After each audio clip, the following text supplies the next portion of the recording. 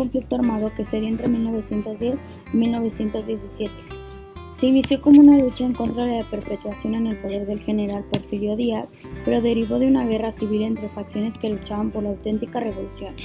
Los sectores se unieron a varios grupos, siendo los más destacables magonistas, maderistas, zapatistas, villistas y carrancistas. Otro grupo que también es importante y que no se puede quedar atrás son los antirrevolucionarios que repudiaban el movimiento.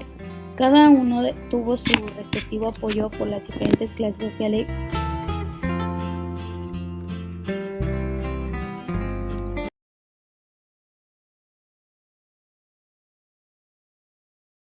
El general Porfirio Díaz, en sus 35 años de mandato, transformó económicamente a México, fundando un Estado fuerte con estabilidad política. En las décadas en que gobernó, Porfirio Díaz impulsó medidas y reformas que transformaron la estructura del país. Una de las ventajas fue que incrementó las inversiones extranjeras, que desarrollaron la agricultura, la minería y la infraestructura vial. Incrementó la diferencia entre clases y redujo a los pueblos originarios a la esclavitud. Se construyeron 19,000 kilómetros de vías férreas con inversos extranjeros y creó la red telegráfica para comunicar todo el país. Al fomentar la inversión extranjera, trajo mejoras en minería, agricultura, petróleo, entre otras. Este trabajo aparejó la creación de una industria nacional. En 1891 se reglamentó la ley que estableció la educación como gratuita, laica y obligatoria. Se fundó la Escuela Naval Militar y se crearon las compañías mexicanas de navegación Transatlántica Mexicana, ANA, y Naveira del Pacífico. Emiliano Zapata Salazar fue un revolucionario mexicano que en 1906 encabezó la rebelión contra los hacendados azucareros. Él distribuyó las tierras que fueron robadas de las haciendas. Defendió a sus personas con sus esfuerzos continuadas. Se consideraba un gran héroe en su pueblo de Anenecuilco y la patria de México. Zapata encabezó un ejército formado por indígenas, campesinos, jornaleros y obreros que pertenecían a los sectores más afectados durante el periodo conocido como el Porfiriato. El 28 de noviembre de 1911 fue la proclamación del Plan de Ayala, donde se propone la repartición de tierras a campesinos. Francisco I. Madero fue un empresario político mexicano que dio inicio a la Revolución Mexicana en contra de la dictadura de Porfirio Díaz. Gestiones positivas. Una es la declaración abierta en contra del gobierno de Porfirio Díaz a través de una proclamación histórica de donde parte el inicio de la Revolución Mexicana con el Plan de San Luis. Publicó la sucesión presidencial en 1910, obra donde se plantearon los ideales antirreeleccionistas y democráticos por los que se regiría la revolución. Otro dato fue que fundó el Partido Nacional Antirreeleccionista. Su gobierno democrático con miras a satisfacer las vulnerabilidades y necesidades de los más desfavorecidos. Otro dato fue que promulgó el impuesto a las empresas petroleras norteamericanas por la explotación del crudo mexicano, nunca antes visto. Venustiano Carranza es uno de los personajes históricos que luchó contra la dictadura de Porfirio Díaz. Entre sus éxitos fue lograr la promulgación de la Carta Magna de Constitución de 1917, que estableció los derechos y obligaciones sociales. Uno de los aspectos positivos fue tratar la reforma agraria, la sindicación de los obreros y el derecho de huelga. Convocó un Congreso Constituyente.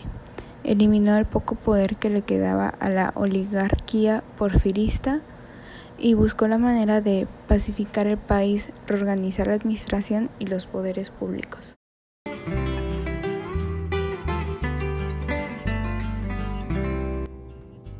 Bueno, y respondiendo a la pregunta de inicio, ¿cómo era la vida de los niños y las mujeres en los campos de batalla?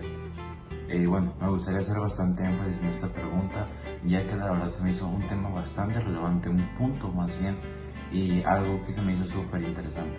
Y pues bueno,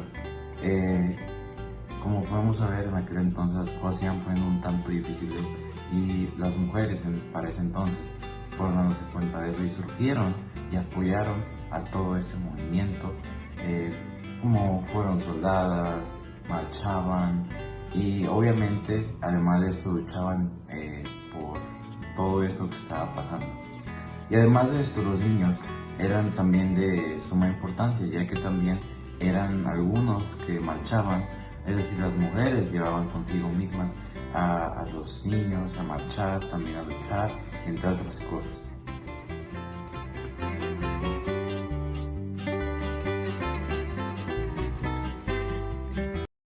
Yo voy a hablar sobre los aspectos culturales que surgieron a partir de la Revolución Mexicana. Primero, hablaré sobre los corridos.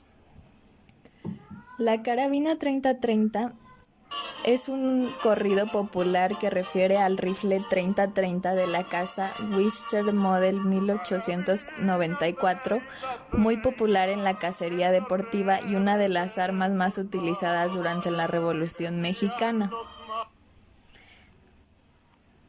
El Barzón es un corrido que nos describe la situación de injusticia del sector agrario y campesinos sometidos a los abusos de los patrones propietarios de la tierra y diversos sectores sociales. El corrido de Felipe Ángeles es un corrido dedicado al militar Felipe Ángeles Figueroa, trascendental de la Revolución Mexicana, artífice de alguna de las estrategias militares más destacadas de la División del Norte y que luchó al lado de Francisco Villa. El corrido de la toma de Zacatecas nos relata la batalla memorable de la Revolución Mexicana durante la División del Norte. Bajo las órdenes de Francisco Villa, derrotó de manera significativa a las tropas del usurpador Victoriano Huerta y definió de manera importante el curso de su derrocamiento. Ahora hablaré sobre la vestimenta de la Revolución Mexicana. El caballero vestía trajes conforme lo obligaba la ocasión y el momento del día. Complemento obligado era el sombrero, que debía ser, según el caso, de copa, bombín o canotier. Finalmente, la pertenencia de una clase privilegiada se hacía evidente en la abundancia de anillos, relojes, cadenas y fistoles, así como en los puños de los bastones o paraguas y en la calidad de la corbata y fórmulas de seda. En cuanto a la moda, en particular la femenina, se seguía considerando como figura perfecta la de reloj de arena o de forma S, la cual se lograba gracias al corset entallado y la falda en forma de campana, como se parecía en el vestido que muestro aquí en la imagen. También las mujeres de bajos recursos portaban faldas largas y sueltas que podían ser blancas o de colores, blusas recatadas, rebozos en tonalidades sobrias, utilizaban cintillas, se tejían trenzas en el cabello, se colocaban sombreros y podían portar carrilleras de balas. Ahora hablaré sobre los libros. Primero, Los de Abajo es una novela del escritor mexicano Mariano Azucena González, publicado en 1916, cuyo argumento se desarrollaba en el contexto de la Revolución Mexicana. Luego, La Guerra Secreta en México fue una obra que, a partir de fuentes mexicanas, europeas y estadounidenses, la mayor parte de las consulta por primera vez. Gates reconstruye las actividades abiertas y secretas mediante los cuales las compañías extranjeras, sus gobiernos y agencias de inteligencia influyeron sobre el curso de la Revolución Mexicana. La sucesión presidencial en 1910, conocida simplemente como la sucesión presidencial, es un libro que escribió Francisco I. Madero.